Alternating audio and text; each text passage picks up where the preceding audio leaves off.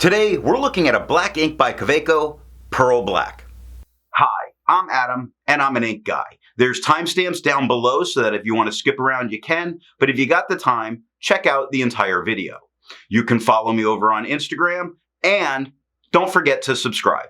To make sure I have a range of experience with this ink, I do the writing samples. I then put the ink into this Viscosity Van Gogh with a medium nib. I wrote with it for a day, and then used it to take my notes for this video. This first writing sample is done on Clairfontaine, Tomoe River, and Rhodia paper. Additional papers will show up later. Now, let's look at the writing sample.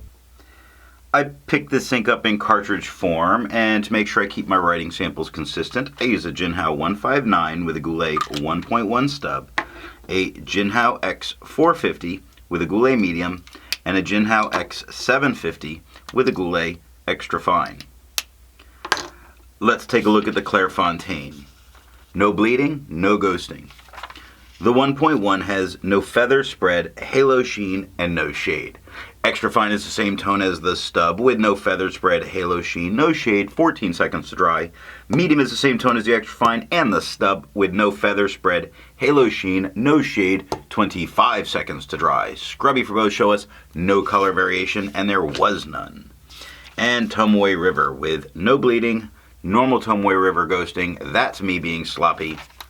The 1.1 has no feather spread, halo sheen, and no shade. The extra fine is the same tone as the stub with no feather spread, halo sheen, no shade, and 20 seconds to dry.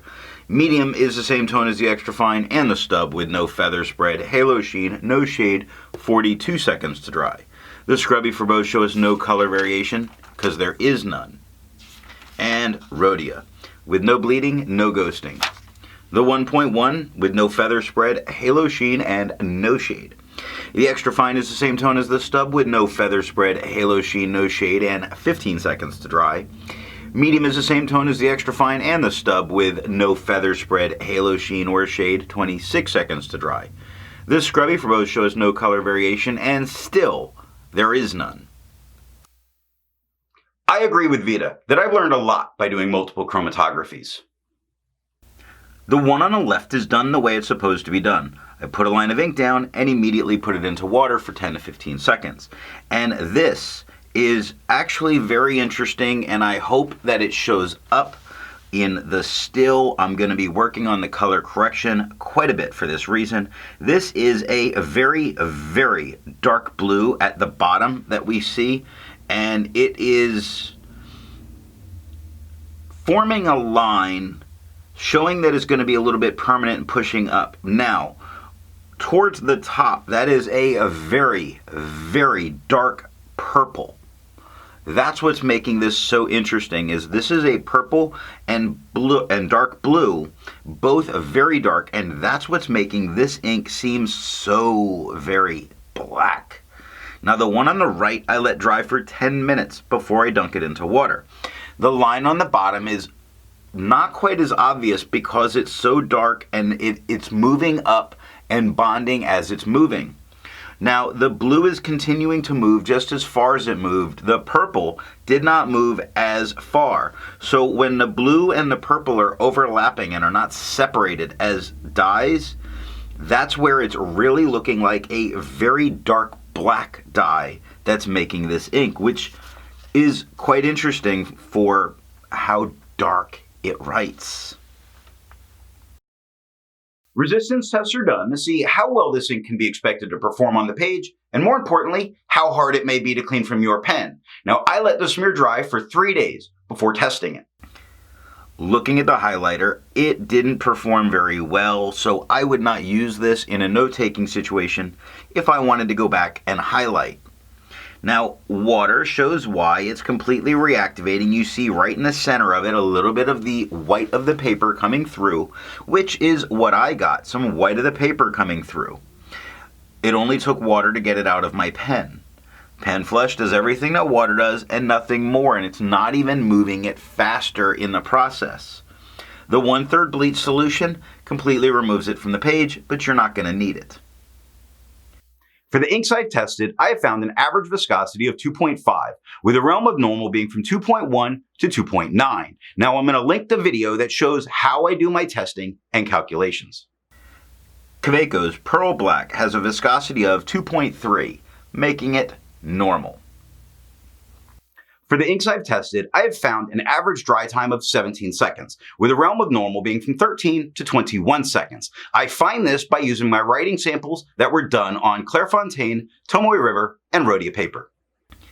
Kaweco's Pearl Black has an average dry time of 24 seconds, making it a slow-drying ink. Instead of finding inks that look like Kaweco's Pearl Black, I would prefer to find an ink that complements its color on the page. I went for a nice red, and I chose Robert Oster's Royal Red. The second writing sample is done on TWSBI and moleskin paper. Here we're looking at TWSBI notebooks. I enjoy TWSBI notebooks, they're a lot of fun. No bleeding, minor ghosting. The 1.1 has no feather spread, halo sheen, and no shade. The extra fine is the same tone as the stub with no feather spread, halo sheen, no shade, 13 seconds to dry. It's back up right there. That I smeared. That's not feathering. That is only on the K and going away. That was me. Medium is the same tone as the extra fine with no feather spread, halo sheen, no shade, 22 seconds to dry. The scrubby for both show no color variation because we just can't get any here, and it's beautiful.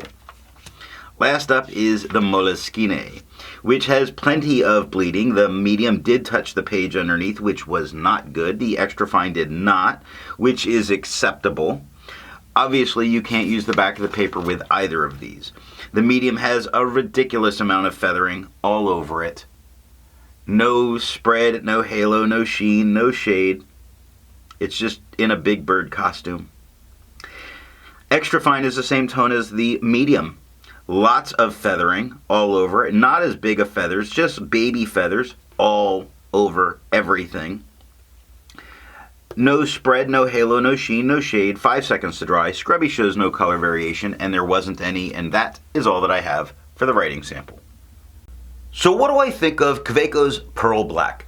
Despite this not being a very resistant ink, it has become one of the cartridges that I really like using in my pocket pens. Now, I also like using it when I do use cartridges. I'm a real fan of the Kaweco cartridges. It does put down a nice solid black line, which makes it a solid performer. Very consistent and very well behaved.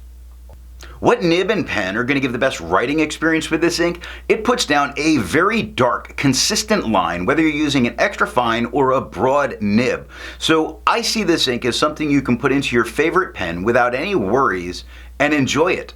Dealer's choice. If you've enjoyed this video and made it this far, I'd appreciate a thumbs up. And if you didn't like it, give me a thumbs down and tell me why. Thanks for watching.